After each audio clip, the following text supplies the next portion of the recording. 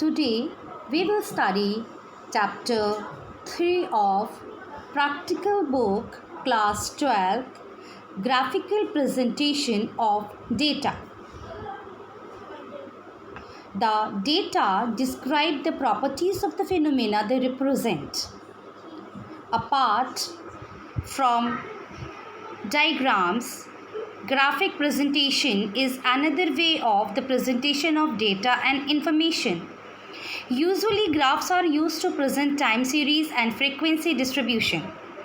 In this chapter, we will look at the graphic presentation of data and information along with its merits, limitations, and types.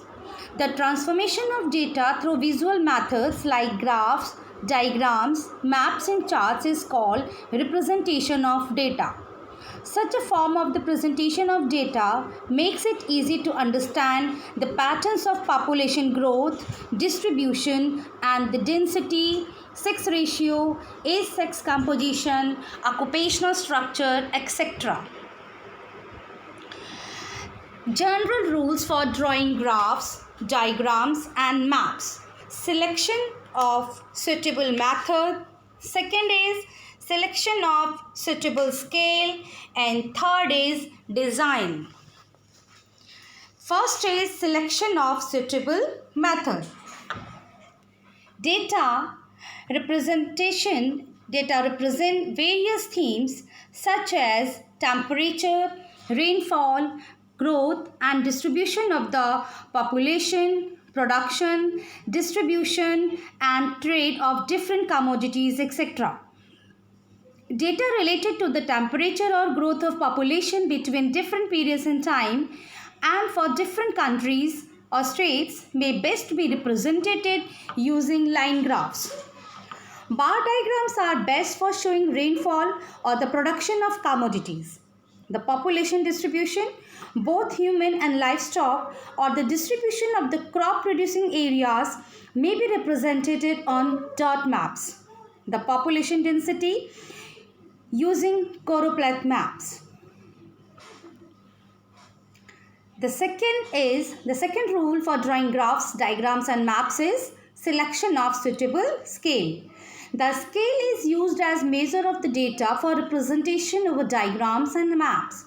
Hence, the selection of suitable scale for the given data set should be carefully made and must take into consideration entire data that is to be represented. The scale should neither be too large nor too small. Third rule is design. We know that the design is an important cartographic task for map making. The following components of the cartographic designs are important. First is title. The title of the diagram or map indicates the name of the area, reference year of the data used and the caption of the diagram. These components are represented using letters and numbers of different font size and thickness. Besides, their placing also matters. Legend. A legend or index explains the colors, shades, symbols and signs used in the map and diagram. A legend is shown either at the lower left or lower right side of the map sheet. Direction. The maps, being a representation of the part of the earth's surface, need be oriented to the directions. Construction of diagrams. The data possess measurable characteristics such as length, weight and volume.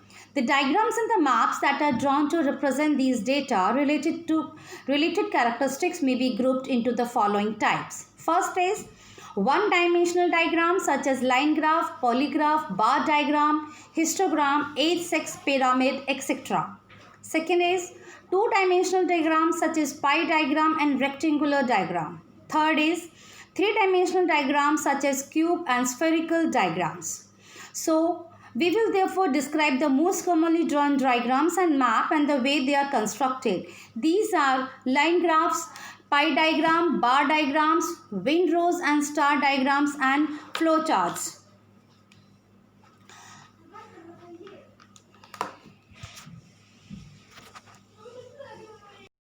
Commonly drawn diagrams and maps are line graphs, bar diagrams, pie diagram, wind rose and star diagram, and flowcharts. Line graph.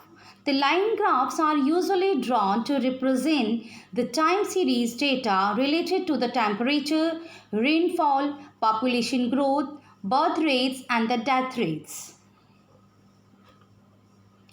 Construction of a line graph. First, simplify the data by converting it into round numbers. Draw x and y axis mark the time series variables, year or months on the x-axis, and the data quantity or value to be plotted, growth of population in percent of the temperature in 0 degrees Celsius, in degrees Celsius on y-axis. Choose an appropriate scale and label it on y-axis. Plot the data to depict year or month-wise values according to the selected scale on y-axis. Mark the location of the plotted values by a dot and join these dots by a freehand drawn line. So after joining these points, you can see a line graph. Next is polygraph. Polygraph is a line graph in which two or more than two variables are shown by an equal number of lines for an immediate comparison, such as the growth rate of different crops like rice, wheat, pulses or the birth rates, death rates and life expectancy or sex ratio in different states or countries. A different line pattern such as straight line, broken line, dotted line or a combination of dotted and broken line or line of different colors may be used to indicate the value of different variables. So after joining these dots of different variables, we can see three lines in the graph, and it is a polygraph. Bar diagram. The bar diagrams are drawn through columns of equal width. It is also called a columnar diagram. Following rules should be observed while constructing a bar diagram. First, the width of all the bars or columns should be similar. All the bars should be placed on equal intervals or distance. Bars may be shaded with colors or patterns to make them distinct and attractive. The simple, compound or polybar diagram may be constructed to suit the data characteristics. So first we will study about simple bar diagram. A simple bar diagram is constructed for an immediate comparison. It is advisable to arrange the given data set in an ascending or descending order and plot the data variables accordingly. However, time series data are represented according to the sequencing of the time period. Here you can see the drawing of simple bar diagram. Line and bar graph. The line and bar graph, as drawn separately, may also be combined to depict the data related to some of the closely associated characteristics such as the climatic data of mean monthly temperatures and rainfall. In doing so, a single diagram is drawn in which months are represented on x-axis while temperature and rainfall data are shown on y-axis at both sides of the diagram. Here you can see a picture of combined line and bar graph. Multiple bar diagram. Multiple bar diagram are constructed to represent two or more than two variables for the purpose of comparison. For example, a multiple bar diagram may be constructed to show proportion of males and females in the total rural and urban population or the share of canal, tubewell and well irrigation in the total irrigated areas in different states. Here you can see three bar diagrams combinedly, and it is known as multiple bar diagram. Compound bar diagram. When different components are grouped in one set of variable or different variables of one component are put together, their representation is made by a compound bar diagram. In this method, Different variables are shown in a single bar with different rectangles. Pie diagram. It is another graphical method of the representation of data. It is drawn to depict the total value of the given attribute using a circle, dividing the circle into corresponding degrees of angle that represent the subsets of the data. Hence, it is also called as divided circle diagram. The angle of each variable is calculated using the following formula. Value of given state or region multiplied by 360 divided by total value of all states in regions. If data is given in percentage form, the angles are calculated using the given formula. Percentage of x multiplied by 360 divided by 100. Precautions.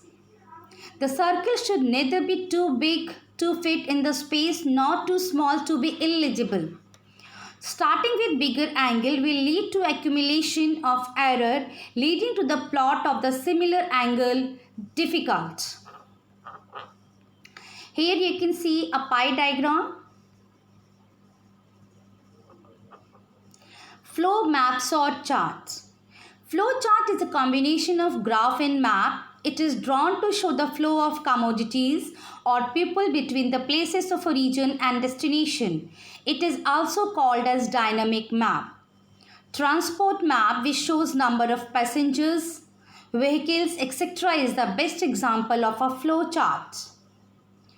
The flow maps or charts are generally drawn to represent two types of data as given below. The number and frequency of the vehicle as per the direction of their movement, and second, the number of the passengers and or the quantity of goods transported. Requirements for the preparation of a flow map. A route map depicting the desired transport routes along with the connecting stations. Second, the data pertaining to the flow of goods, services, number of vehicles, etc. along with the point of origin and destination of the movements. Third, the selection of a scale through which the data related to the quantity of passengers and goods or the number of vehicles is to be represented. Here you can see a flow chart, flow maps chart. And this is water flow map chart of Krishna River. Thematic maps. Graphs and diagrams serve a useful purpose in providing a comparison between the internal variations within the data of different characteristics represented. However, the use of graphs and diagrams at times fails to produce a regional perspective. Hence, variety of maps may also be drawn to understand the patterns of the regional distribution or the characteristics of variations over space. These maps are also known as distribution maps. Requirement for making a thematic map. First, state or district level data about the selected theme. Second, outline map of the study area along with administrative boundaries. Third, physical map of the region. For example, physiographic map for population distribution and relief and drainage map for constructing transportation map. Rules for making thematic maps. The drawing of the thematic map must be carefully planned. The final map should properly reflect the following components: name of the area, title of the subject matter, source of the data and year, indication of symbols, signs, colors, shades, etc. and scale. Second is the selection of a suitable method to be used for thematic mapping.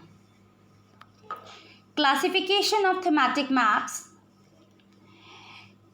We will therefore confine to discuss the methods of the construction of the following types of quantitative maps: dot maps, choropleth maps, and isopleth map. First of all, dot maps.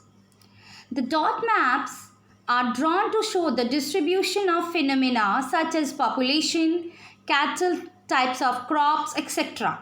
The dots of same size as per the chosen scale are marked over the given administrative units to highlight the patterns of distribution. Requirement of dot maps. First is an administrative map of the given area showing state or district or block boundaries. Second, statistical data on selected theme for the chosen administrative units like total population, cattle, etc. Third, selection of scale to determine the value of a dot. And the last is physiographic map of the region, spatially relief and drainage maps. Precautions for dot maps. First, the lines demarcating the boundaries of various administrative units should not be very thick and bold, and all dots should be of same size. Here you can see a dot map of India showing population of 2001. Choropleth map. The choropleth maps are also drawn to depict the data characteristics as they are related to the administrative units. These maps are used to represent the density of population, literacy or growth rates, sex ratio, etc. Requirement for drawing choropleth map. A map of the area depicting different administrative units. Appropriate statistical data according to administrative units. Steps to be followed for choropleth map. First is arrange the data in ascending or descending order. Group the data into 5 categories to represent very high, high, medium, low and very low concentrations. The interval between the categories may be identified on the following formula like range (5) and range equal to maximum value minus minimum value. Pattern shades or colors to be used to depict the chosen category should be marked in an increasing or decreasing order. Here you can see a map, choropleth map, which is showing again population of 2001. Isopleth map. The geographical facts like variation in the degree of slope, temperature, occurrence of rainfall, etc. may be represented by drawing the lines of equal values on a map. All such maps are termed as isopleth map. The word isopleth is derived from iso meaning equal and pleth means lines. Thus, an imaginary line which joins the place of equal values is referred as isopleth. The more frequently drawn isopleths include isotherm means equal temperature, isobar means equal pressure, isoheights means equal rainfall, isonapse means equal cloudiness, isohills means equal sunshine, contours equal heights, isobars means equal depths, isoline means equal salinity, etc. Requirement of isopleth maps are: first is baseline map depicting point location of different places. Second, appropriate data of temperature, pressure, rainfall, etc. over a definite period of time. Third, drawing instruments, spatially French curve, etc. Rules to be observed for isopleth map. First is an equal interval of values be selected. Interval of 5, 10 or 20 is supposed to be ideal. And the value of isopleth should be written along the line on either side or in the middle by breaking the line. Interpolation. It is used to insert the intermediate values between the observed values of at two stations, like locations such as temperature recorded at Chennai and Hyderabad, or the spot heights of 2 points. Generally, drawing of isopleths joining the places of same value is also termed as interpolation. Methods of interpolation. Firstly, determine the minimum and maximum values given in the map. Calculate the range of value, like range equal to maximum value minus minimum value. Based on range, determine the interval in a whole number like 5, 10, 15, etc. Formula for isopleth. The exact point of drawing an isopleth is determined by using the following formula. Point of isopleth equals to distance between 2 points in centimeter divided by difference between the two values of corresponding points equals to interval. The interval is the difference between the actual value on the map and interpolated value. So here you can see how a drawing of isopleths make. First we have to mark some points, then we will join these points with lines, and lastly we can shade the lines. And here is an example of isopleth map. Hope you will understand the chapter. Thank you so much.